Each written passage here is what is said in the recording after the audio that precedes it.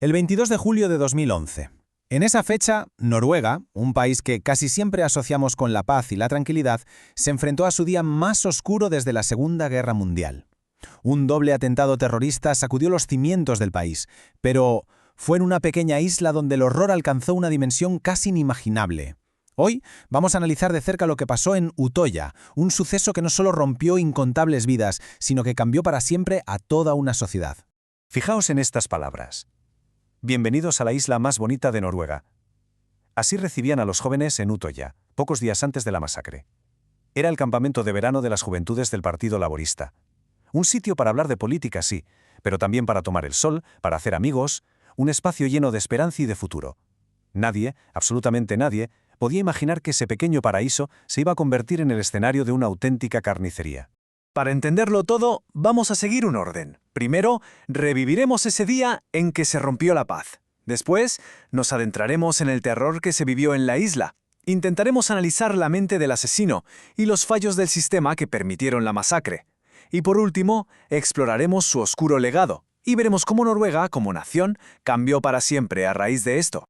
Empecemos por el principio, por el momento en que todo estalló. Todo comenzó en la capital, en Oslo, en una tarde de viernes que parecía, completamente normal. A las 3:25 de la tarde, un coche bomba potentísimo detona en pleno corazón del poder noruego. El resultado, 8 personas muertas y un caos absoluto. Mientras el país entero intentaba asimilar lo que estaba pasando, el terrorista ya iba de camino a su segundo objetivo. Poco menos de 2 horas después, el horror empezaría en la isla de Utoya. Y es aquí, en este punto, donde la tragedia alcanza su momento más álgido. Lo que pasó en esa pequeña isla, un lugar del que era imposible escapar, es el centro de todo lo que vamos a ver. El asesino, Anders Breivik, llegó a Utoya disfrazado. Llevaba un uniforme de policía. Les dijo que estaba allí para protegerlos, para darles información sobre la bomba de Oslo. Su uniforme, que es un símbolo de seguridad y de confianza, fue su arma más cruel. La trampa fue sencillamente perfecta. Los jóvenes, lógicamente preocupados por la explosión en la capital, confiaron plenamente en esa figura de autoridad. Se reunieron a su alrededor, esperando respuestas, creyendo que por fin llegaba la ayuda. Así lo relató uno de los supervivientes. La realidad, sin embargo, era justo la contraria. Y entonces comenzó. Un testigo describió así los primeros disparos. Un sonido seco, rítmico, que al principio no tenía sentido, no parecía un ataque, sino algo mecánico. Esa confusión inicial dio paso al pánico más absoluto cuando la gente empezó a caer. Durante más de una hora, Breivik recorrió la isla de forma metódica, cazando a sus víctimas. El resultado es esta cifra escalofriante: 69 personas asesinadas, la mayoría adolescentes y jóvenes que tenían toda la vida por delante. De hecho, 33 de ellos eran menores de edad. Este es el momento en que el mundo se da la vuelta. La persona que debería estar ahí para protegerlos era su verdugo. Imaginaos la traición, la incredulidad, el shock. Los supervivientes describen una especie de parálisis inicial. La mente era incapaz de procesar lo que estaban viendo sus ojos. La desesperación era total, porque estaban atrapados. La isla es pequeña.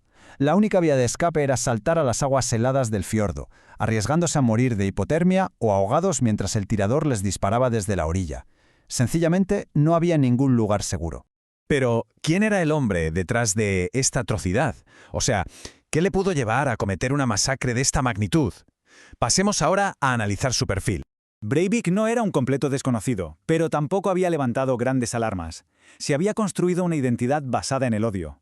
Un odio extremo hacia el multiculturalismo, hacia el Islam y hacia lo que él llamaba el marxismo cultural, que para él estaba representado por el Partido Laborista. Durante el juicio, su estado mental fue el centro de todo el debate. Un primer informe llegó a la conclusión de que era un psicótico, o sea, que no era responsable de sus actos. Esto, claro, generó una controversia social enorme. Un segundo informe, sin embargo, determinó que, aunque tenía un trastorno narcisista, era plenamente consciente de lo que hacía. Al final, el tribunal le dio la razón a este segundo informe y lo declaró penalmente responsable. Estas son sus propias palabras. Breivik nunca mostró ni una pizca de arrepentimiento.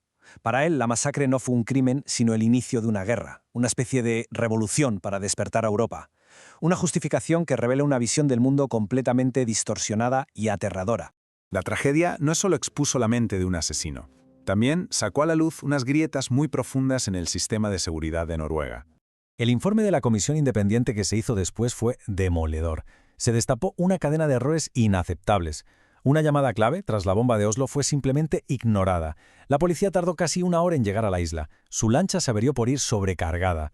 Y lo más frustrante de todo, en cuanto las fuerzas de élite desembarcaron, Breivik se rindió. Esto desató una pregunta terrible. ¿Cuántas vidas se podrían haber salvado?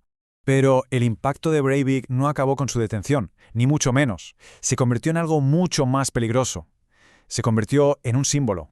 Varios terroristas de extrema derecha de todo el mundo han citado a Breivik como su inspiración. Desde el autor de la masacre en las mezquitas de Christchurch, en Nueva Zelanda, hasta el atacante de Hanau, en Alemania, Breivik se convirtió en una especie de santo para los supremacistas blancos, un modelo a seguir. Justo antes del ataque, publicó en Internet este documento larguísimo, de 1500 páginas. Es un compendio de ideología de odio que carga contra la inmigración y el multiculturalismo. Este texto no solo sirve para explicar sus motivos, sino que funciona como una guía y una justificación para otros, globalizando su mensaje de terror. Entonces, ¿cómo responde una nación a un ataque dirigido contra su propio corazón? Vamos a ver cómo Noruega se enfrentó a este momento, un momento que definiría su futuro. La respuesta del entonces primer ministro Jens Stoltenberg resumió a la perfección el sentir de la nación. Frente al odio, la respuesta fue más democracia, más apertura, más humanidad. En lugar de ceder al miedo, la sociedad noruega se unió en una defensa rotunda de sus valores. Y esta es la pregunta que sigue resonando hasta hoy, porque la masacre de Utoya no fue solo un ataque contra Noruega, fue un ataque contra la idea misma de una sociedad abierta y tolerante. Y el desafío de combatir el extremismo sin sacrificar las libertades que precisamente los extremistas quieren destruir, pues sigue siendo uno de los más grandes de nuestro tiempo.